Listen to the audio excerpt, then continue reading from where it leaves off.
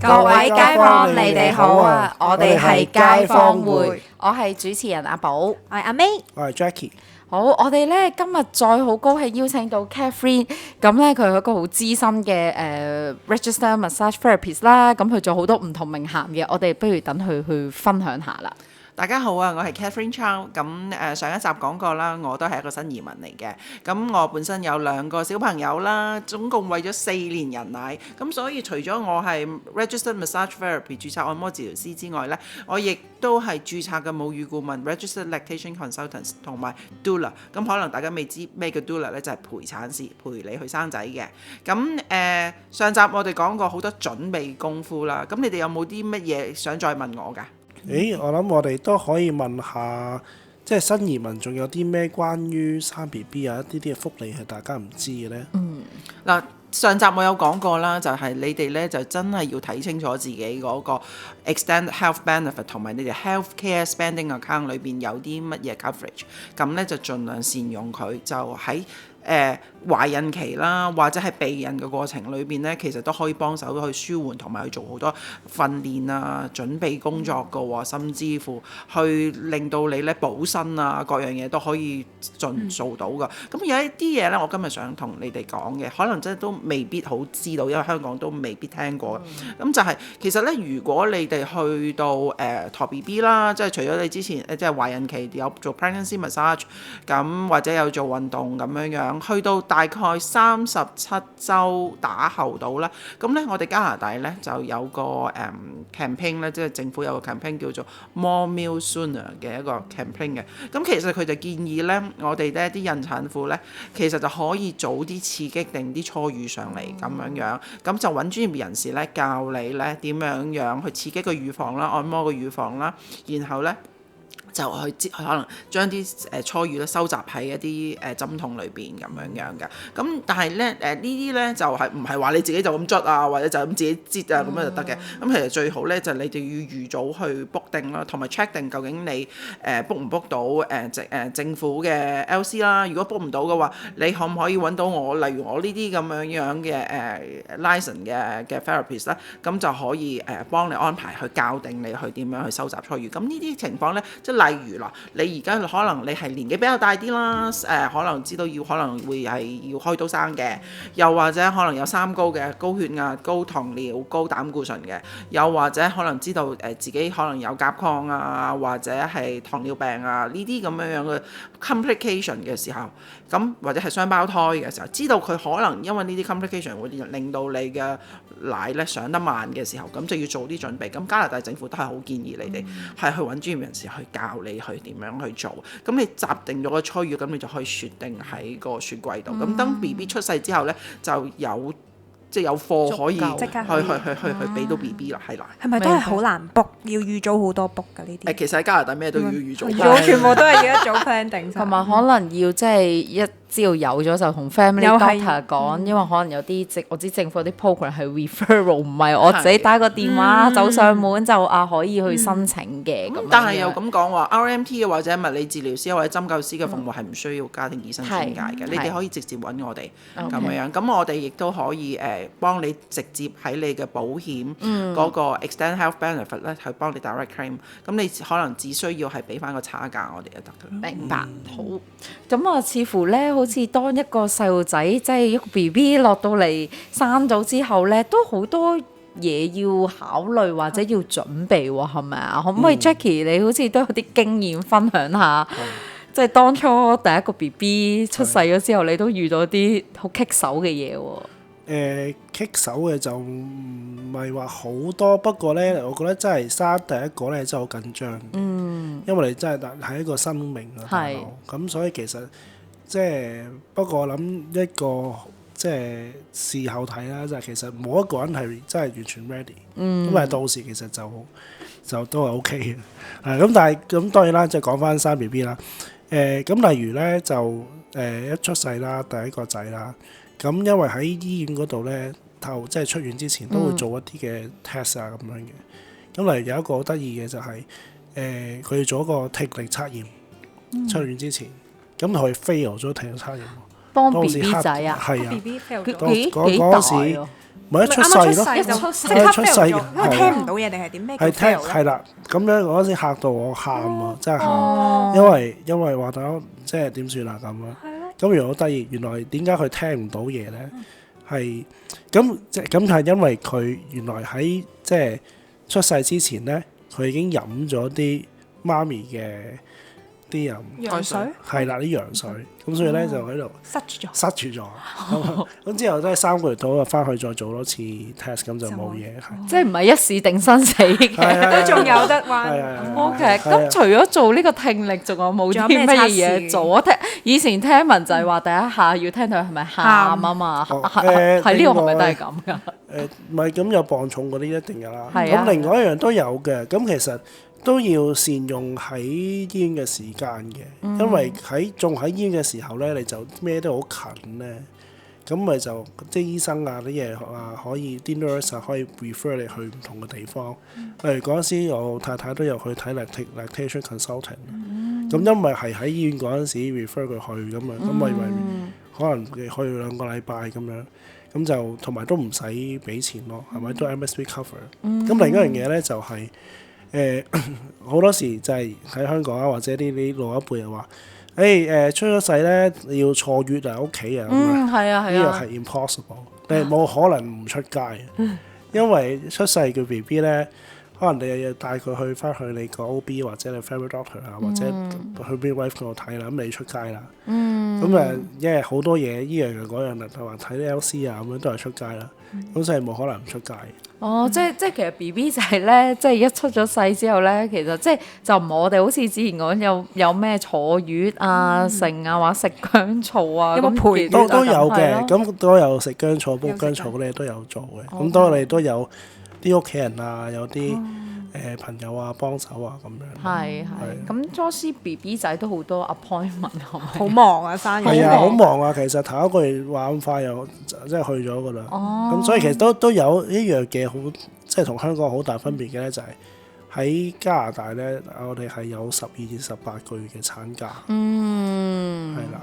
咁我諗即係如果大家有啲媽媽或者父母係因為驚即係點樣湊佢哋有擔心咧，咁可以呢個都係唔需要太擔心。係啊，我聽完阿 May 聽完咧，即係 Catherine 同埋 Jackie 所講咧，好似比香港咧就淡定，因為香港我聽到生個細路仔你有冇400萬？如果冇呢個門檻，你都唔使知諗。但係呢度咧又可能 extended health benefit 又有包啦，跟住可能你真係喺醫院裏邊有一啲情況，咁又會得到啲免費嘅 referral 嘅服務，咁好似都安心啲。好全面啊，係咯，所有嘢都有。產你諗到我諗有一樣嘢好大分別，即係個 culture 咧，就係你成日都講話香港有4大長老咁樣，咁但係其實喺度 assume 你係2個父母照顧個細路仔，係唔會有其他人幫你手，咁所以好多嘅 support 都係 around 即係 support 你個父母咁樣咯。我唔知 Catherine 你覺得係咪咁樣？其實你講得好啱嘅，就係香港同加拿大咧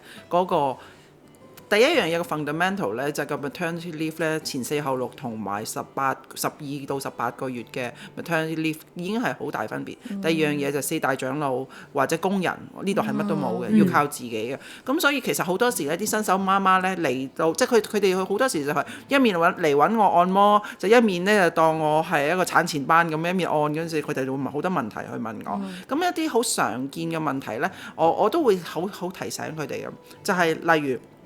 你個 BB 一出世咧，其實你即刻咧要將佢加翻落去你同你老公嘅 extended health benefit 呢樣嘢非常之緊要，因為你個 BB 都 entitled 去見啲 therapist 噶嘛，可以做按摩啊，可以做治療啊，可以剩噶嘛，咁個 expense 可以 cover 埋佢噶嘛，咁所以呢樣嘢咧就大家一定要知道。咁同埋咧，其實咧我哋香港咧，即係你哋應該有聽過咩通乳啊、催乳啊嗰啲咁樣噶嘛，咁香港要自費噶嘛，其實你如果你有 extended health benefit 其實你嚟睇我都會即係 cover 咗好多嘅，咁我都係即係你如果你塞咗奶啊、通乳啊或者催乳，其實我都可以幫你做。不過即係我係可以係揾你嘅 extended health benefit 去幫手去攤分啊嗰樣嘢。咁呢啲真係一定要知道咯，唔好即係唔好嘥咗咯。咁另外咧就係因為呢度冇長老同埋個工人姐姐，咁所以咧照顧起上嚟咧，其實真係要同香港嘅方法係完全唔同嘅。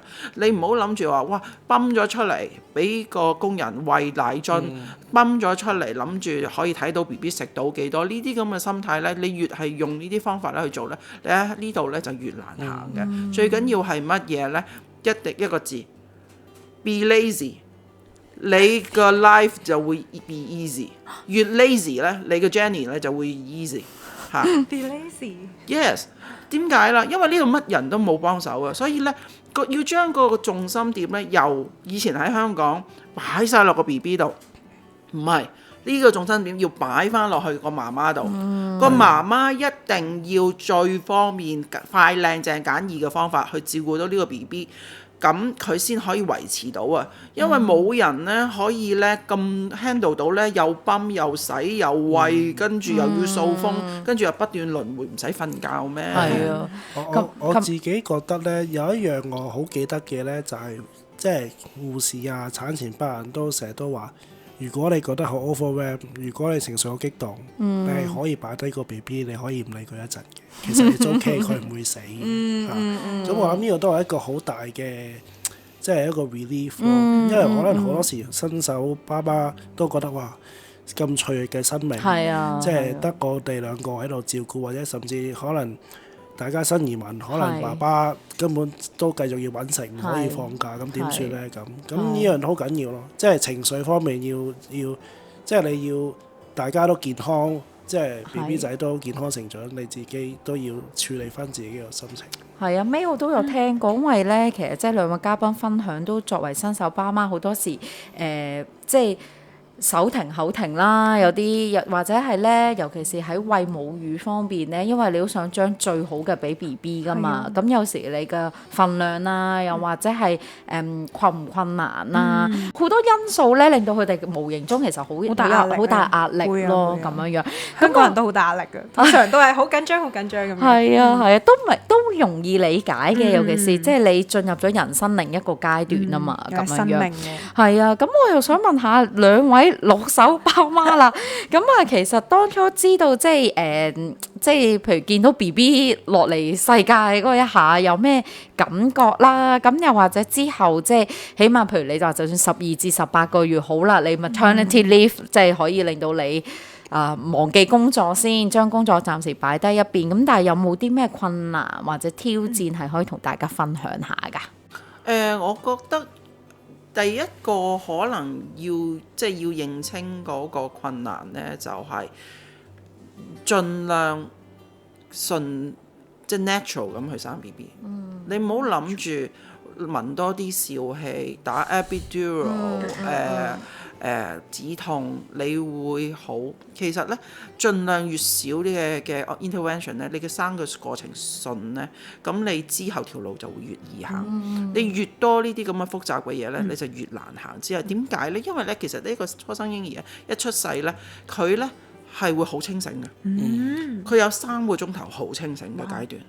呢個3個鐘頭係一個黃金機會咧，你俾佢咧埋身去 imprint 吸住喺你個乳暈上面打信號，即係 latch on， 咁跟住咧你啲 signal 就會上到你個腦，令到你快啲上嚟。如果你過咗呢3個鐘頭嘅黃金機會之後咧，BB 咧就會進入一個深睡期。咁咧佢成個禮拜係講緊1個禮拜，BB 就好似即係好似即係懵仔咁樣，你叫極都唔醒嘅，即係你叫極都唔醒嘅。咁所以咧好多媽媽咧就因為可能係生完之後冇晒力啊，或者係開刀生啊，即緊急開刀啊嗰樣嘢，就 miss 咗個頭嗰幾個鐘。咁之後係啦，之後咧 BB 就成個懵仔咁，之後咧就唔識餵奶，跟住自己咧就見到 BB 個體重不斷跌嘅時候，有黃疸又各樣嘢嘅時候，就開始補奶粉。補奶粉之後奶水就上唔到，咁呢個就係第一個我覺得係好常見嘅挑戰嚟嘅。咁所以好好地善用我哋 MSP 嘅 coverage， 而家 MSP 係 cover產後頭6星期嘅 lactation consultants 嘅 support by midwife 嘅，咁唔好錯過呢個6星期，因為免費。咁6星期之後咧，如果你嘅問題咧仍然都解決唔到咧，咁你就可能要自費或者去揾一啲即係有其他 benefit 嘅人，就例如好似我咁樣，咁去幫到手。咁所以大家一定要即係找緊機會。係啊，同埋我覺得一開始出世嘅時候咧係好冇成功感嘅，因為咧係啦，因為我 BB 仔最 neutral 即係最好嘅情況咧就係佢唔喊，係啦，佢係唔會識笑嘅。咁但係成日就係佢成日就喊，一下就喺度喊。咁我覺得其實頭3個月都係咁樣。咁所以我覺得有時我覺得香港話前4後6得6個禮拜咧，我覺得都真係好 defeating，因為話即係到你真係要翻工嘅時候，個 B B 仲食嚿飯咁樣，就成日都喊。咁但係咧，你去到你撐過嗰3個月咧，咁佢又開始有反應。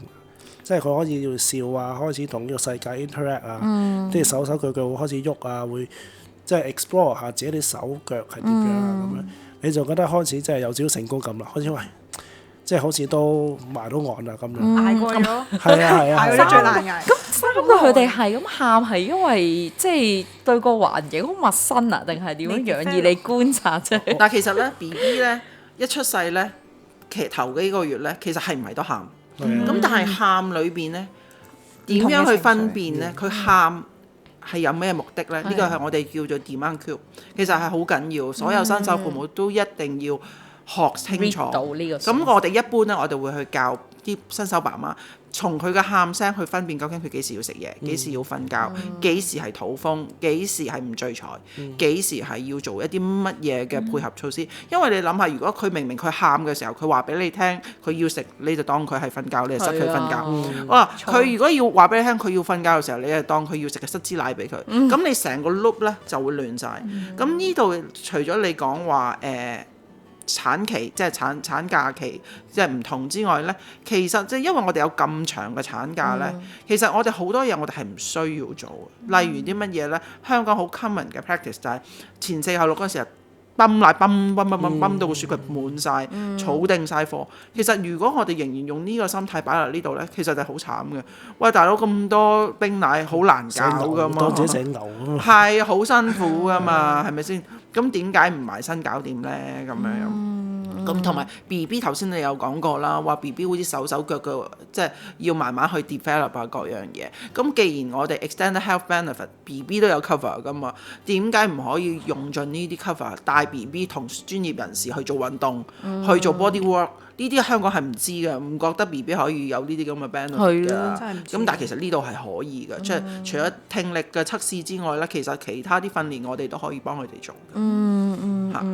好。咁 Catherine 你自己當初作為媽媽咧，有冇遇到啲即係當然你好專業知識啦，咁但係當中都有冇啲蝦碌嘢同觀眾街坊分享啊？即係定係個個都好似你咁氣定神閒，好ready 㗎啦咁樣樣嗱，我想我2個小朋友已經好大㗎啦，咁我覺得當年咧我就餵咗4年人奶，咁每個咧就餵咗2年，咁喺個餵嗰4年旅程咧，其實我就未係專業人士嘅，嗰陣時係純粹一個熱血嘅媽媽，覺得我要俾到最好嘅我 BB，咁所以打到個雪櫃滿晒，咁啊日泵夜泵，所以喺個過程度咧乜嘢辛酸苦辣咧都經歷過，而呢度所以咧就直情咧喺香港咧出埋書啊，做好多唔同嘅講座啊各樣嘢，咁嚟到呢度咧就發覺我好清楚香港人嘅心態，嚟到呢度要點樣去融合，點樣去 tune down，點樣去放輕自己，將個重心由 BB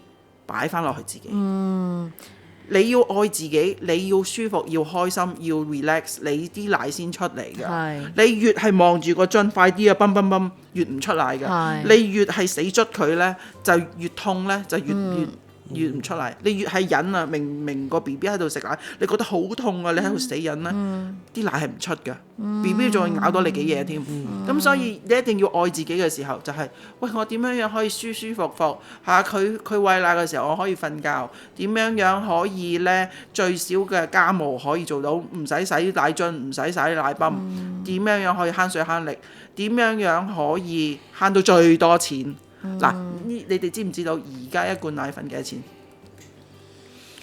我未買過奶粉啊，其實因為都係餵人奶。喂人奶係啊都唔平，係咯！以30幾前又蚊啊聽話奶粉啊乜嘢，喺香港一定幾百蚊，幾百蚊二三百啦。仲有咩金裝啊，成即係睇下 formula 越高檔就越貴啦，應該。嗱，如果而家嘅新生嬰兒咧，其實一個禮拜差唔多一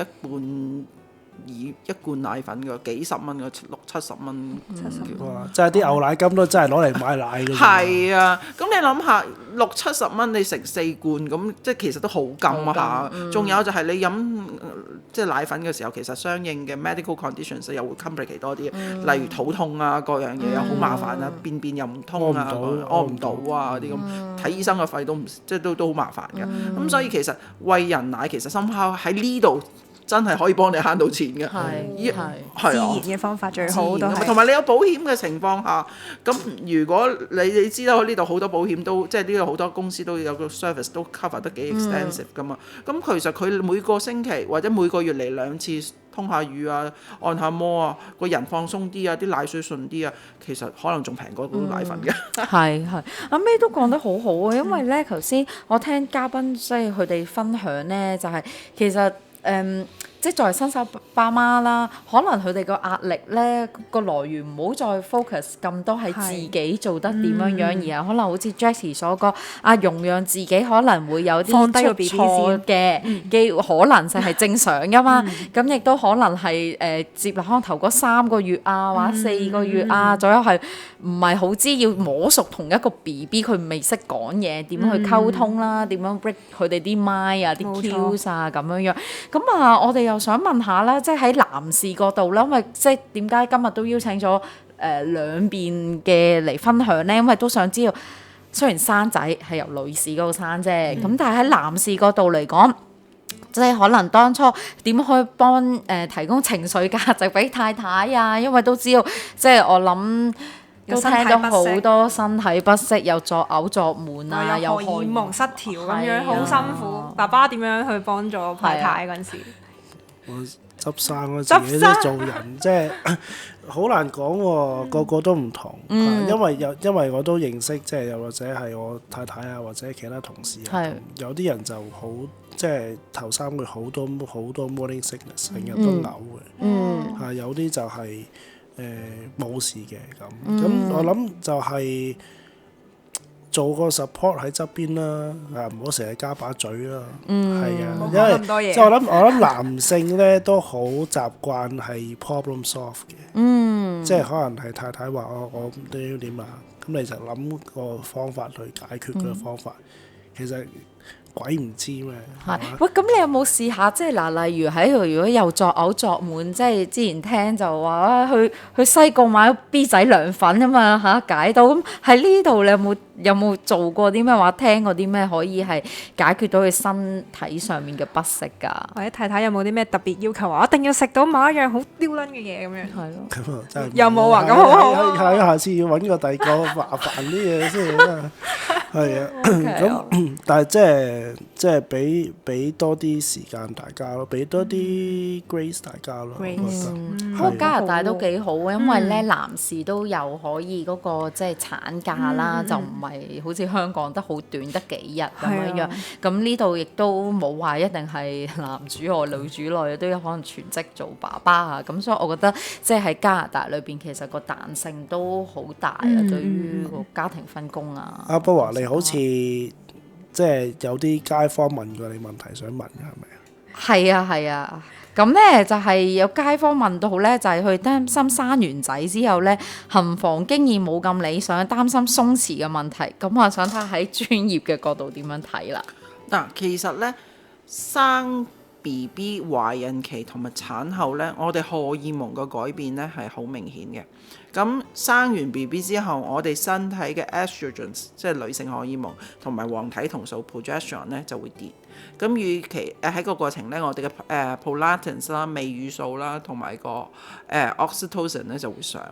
咁咧喺呢個咁樣嘅改變嘅時候咧，咁我哋嗰個陰道嘅分泌物咧係即係我哋係會改變，咁所以咧係好乾啊，或者唔舒服啊，或各樣嘢咧，甚至乎佢可能生嘅過程有唔同程度嘅 tear 咧，咁咧就係會令到咧係即係行房嘅經驗係唔順嘅，咁呢啲係好常見。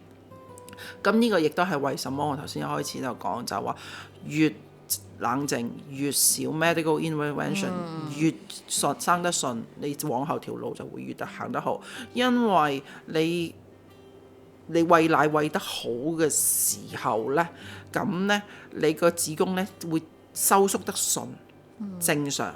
因為餵人奶咧係一個最天然嘅子宮收縮方法，佢會慢慢咁收縮。咁佢縮得好嘅時候咧，佢行房嘅感覺會好好多。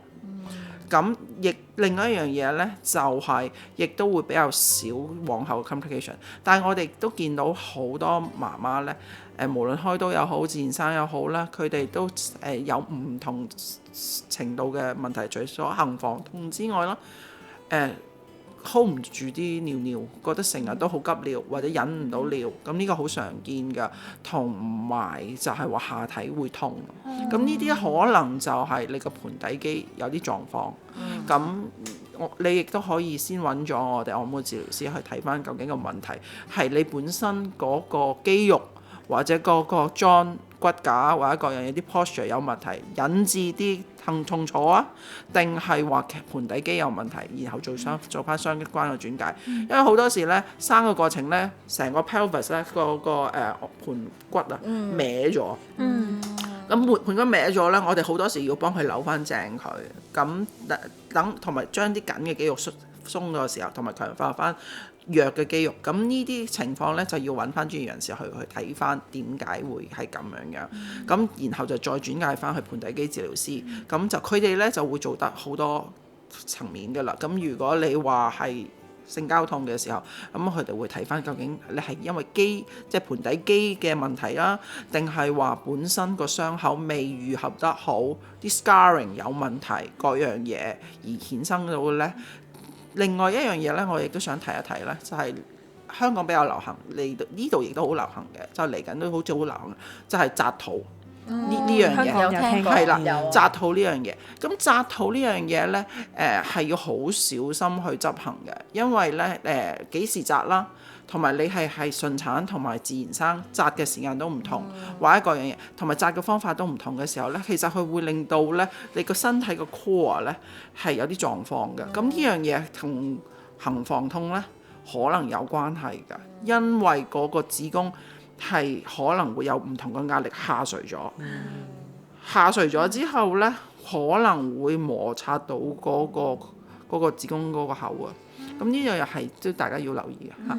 但係咪全部都可以及早預防定訓練定啲肌肉就減少呢啲咁嘅係啦狀況？最重要都係呢個同埋要揾翻專業人士去評估咯，究竟呢個問題喺邊度咯？因為實在睇到好多媽媽咧，尤其是香港嚟嘅咧，就好心急啊，咁就要1、2、3月做晒所有嘢，咁但係有時就可能就過咗火。我哋今日都真係學到好多嘢好多嘢啊想請兩位咧，會唔會有一個最後嘅錦囊俾我哋嘅觀眾、我哋嘅街坊聽一聽，即係呢個生仔嘅錦囊俾佢哋咧？生仔嘅錦囊啊，我想同大家講就係3個組。 3個組係啦，3個組，早準備、早接觸、早上奶，就早甩身。啊，咪4個組，4個組，最後早甩身。好Jackie 咧？咁我覺得就順其自然咯，唔好俾咁多壓力自己咯，放鬆係啊因為係啊啲 BB 好叻嘅，其實係你自己唔好跌佢落地就得㗎啦。係好跌佢落地。咁啊，今日都學咗好多嘢，同埋咧，我哋都係頭第1集、第2集嘅街坊會啦。咁啊，嚟緊呢，希望大家逢禮拜1嘅10點半呢，就準時留意我哋一齊學下嘢，一齊聽下大家街坊嘅分享。Thank you。咦即係阿 May 啊，你就係好新嘅街坊啦。咁我想知道其實你點樣知道嘅街坊會嘅？梗係睇 IG 㗎啦。係啦，咁就大家咧睇下我哋 IG 同 Facebook 咧，就睇下我哋嚟緊嘅活動。咁我哋好似都好多嚟緊嘅活動。冇錯啊，每個月有恒常嘅社區空間啦，同埋都有為香港人呢係咪訓練佢哋？因為唔識 small talk 啊，淨係識得可能打啲英文比較多。咁我哋都有個 English conversation group 咁樣嘅。係啊，同埋咧，如果想支持我哋咧，大家都可以參加成為一個會員嘅，因為咧我哋都有好多嘅優惠俾翻大家嘅。好多 Jazz 全部可以喺 IG、Facebook 度見到嘅。係啦，冇錯。好，咁我哋上個月咧都做咗一個揾工復工嘅一個活動，咁就請咗好多 mentor 嚟講啦。咁我哋承接咗呢個咧，其實我哋4月10號咧都有一個招聘會攻略工作坊，咁就可以教你點樣自我介紹啊，即係啲 elevator talk 啊，或者點樣同人 network 啊咁嗰啲嘢。正喎，好吸引啊！大家快啲嚟報名啦！